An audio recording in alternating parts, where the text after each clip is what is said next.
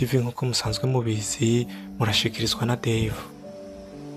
Abankwibutsa nimba ari ryambere uje kwicano gukanda subscribe, gufungura izogera kugira ubashe kubana natwe mu biganiro tuzoza turabashikiriza hano. Reka nizere ko ugiye kubana nanje mu kiganiro kugeza kirangiye, ndazi neza ko kizogufasha. Uno musi rero ni wa musi wa gatanu, umunsi twihariye kwiga amajambo y'Imana. Tukaba tugiye kurabira hamwe rero ukuntu Imana ishobora kugukura mu byago niyo byoba bigeze kure. Satani niwe wazana ibyago tuza turacamo ngaha ku isi, ku buryo benshi bamaze guta icizere, benshi baramaze kwiranda, kandi benshi baramaze kwiyahura kubera kumva ko ataco bakicera. Azana ibyago byinshi kugira abantu batakariza icizere Imana, gutyo babone kuyiva ko bitewe nuko bibaza ko Imana ibirengagiza. Ayo namwe mu mayeri Satani akora, gusa ko batakaje icizere. Reka twigire hamwe iki kigo, ndazi neza niwemera kubana nanje hariho ico biza kugusigira kandi cingira akamaro. Aha turasa kwifashisha amajambo y'Imana yanditse mu gitabo ca Daniyeli.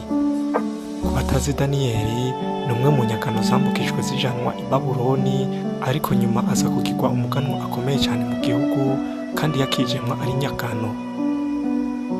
Sinosigura amateka yamuranze, ariko nzokora ikiganiro cerekana ubuzima bwiwe, zokibashikiriza hano kw'icano nyene.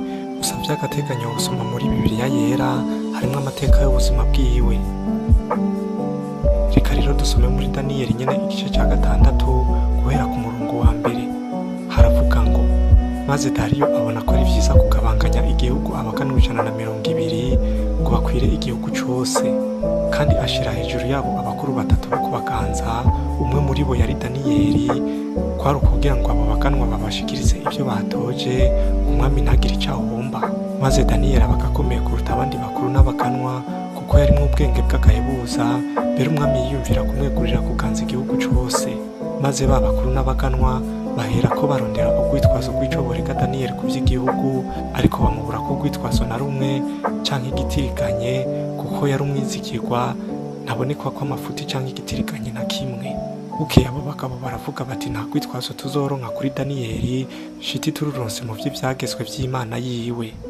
Nuko abo bakuru n'abaganwa bakondorera ku mwami Dariyo, baramubwira bati, mwami nyaguhoraho, abakuru bose b'igihugu n'ivyegera vyawe n'abaganwa n'abacamanza n'abagabisha bagiye inama ngo hashingwe icagezwe cawe no gushiraho icihanikirizo gihambaye, ko kumara iminsi 30 umuntu wese azogira Imana nimwe asaba, canke umuntu n'umwe atari wewe azatererwe mu bwobo rw'intambwe.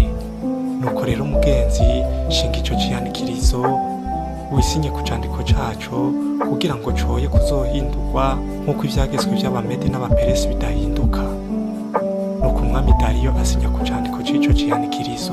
Maze Daniyeli amenye ko ico candiko casinywe ko ajiwe, kandi amadirisha y'inzu yiwe yerekeye Yerusalemu yama yuguruye, akomeza gufukama 3 ku munsi, asenga Imana yiwe ayikengurukira nk'uko yari asanzwe abigenza.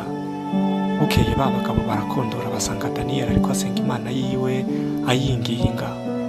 Baraza bavugira imbere y'umwami vya ca cihanikirizo ciwe, bati, mbega ntiwasinye ku cihanikirizo washinze yuko kumara iminsi 30 umuntu wese azogira Imana nimwe asaba, canke umuntu n'umwe atari wewe azotererwa mu bwobo rw'intambwe? Umwami arabishura ati, narabishinze koko, nk'uko ivyagezwe vy'Abamedi n'Abaperesi bishingwa ntibihinduke. Baca bishura umwami ati, ariko Daniyeli wewe wo mu banyagano b'Abayuda naruha kubaha mugenzi, canke ca cihanikirizo wasinye ko, ariko asenga 3 ku munsi. Maze umwami yumvise iryo jambo biramutunuza, ashira umutima kuri Daniyeli kugira ngo amukize, yihambirira ku byo kurokora Daniyeli gushitsa izuba rirenze. Ba bagabo bongera gukondorera ku mwami, baramubwira bati, mugenzi, umenye ko ari cagezwe c'Abamedi n'Abaperesi ngo nta cagezwe canke ibwirizwa umwami yashinzwe ryohinduka. Nuko umwami apfa kubigira, bazana Daniyeli bamuterera mu bwobo rw'intambwe. Maze umwami abwira Daniyeli ati, Imana yawe bamukorera iragukiza. Maze bazana ikibuye bagihoma kw'ishashara, ayidomamwo ikimenyetso ciwe bwite, nk'ikimenyetso c'abaganwa biwe, kugira ngo ntihagire igihindurwa mu vya Daniyeli. Nuko umwami asubira mu ngoro yiwe, akesha ijoro ryose adafunguye, ata n'ivyo kumunezereza bamuzanira, ntiyaruha goheka. Ijoro rikeye mu mutwenzi, umwami aravyuka, agenda yihuta aja kuri rwa rwobo rw'intambwe. Ashitse hafi ya rwa rwobo Daniyeli yarimwo, ahamagara n'ijwi ry'umubabaro abaza Daniyeli ati yewe Daniyeli musavyi w'Imana nzima, mbega Imana yawe ukorerana naryo yashoboye kugukiza izi ntambwe?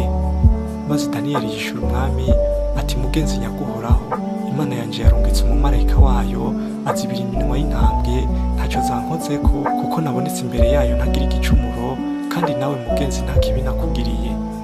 Maze umwami aca aranezerwa cyane avuga ko bakura Daniyeli muri rwa rwobo. Nuko Daniyeli akurwa mu rwobo, nta n'agakwabu kabonetse kuri we kuko yizigiye Imana yiwe. Maze umwami avuga ko bazana ba bagabo bareze Daniyeli babaterera muri rwa rwobo rw'intambwe, bo n'abana babo n'abagore babo, zibasamira mu kirere zirabajanjagura n'amagufa yabo batarushe bashika no hasi muri rwa rwobo. Nuko umwami Dariyo yandikira amoko yose n'amahanga n'abavuga indimi zitari zimwe ndetse baba mu isi yose ati amahoro agwire muri mwebwe.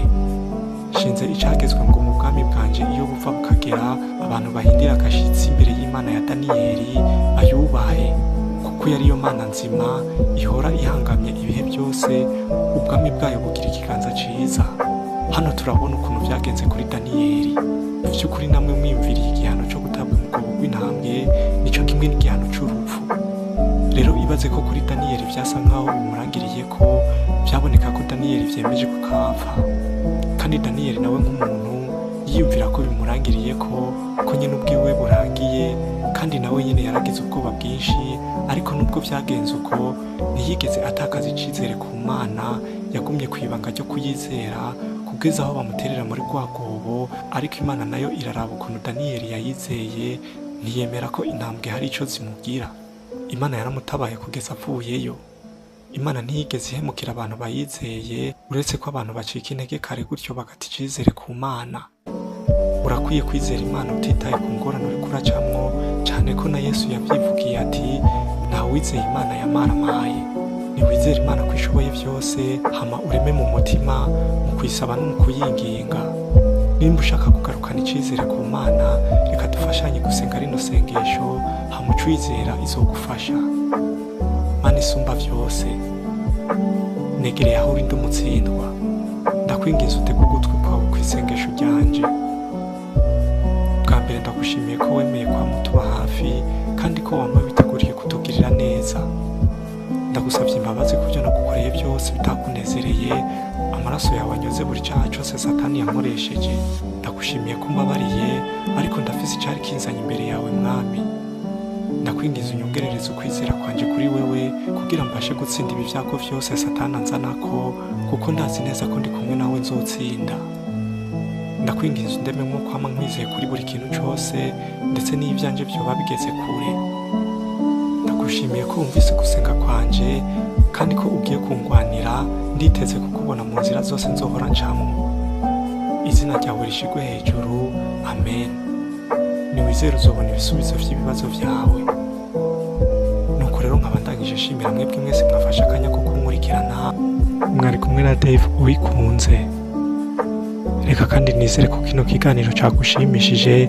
Niwibuke gufyonda harya handitse s'abone kugira uzobashe kubona ibiganiro nk'ibi, kandi wibuke kugikwiragiza mu bagenzi bawe kugira nabo kibafashe. Murakoze, mugire ibihe vyiza.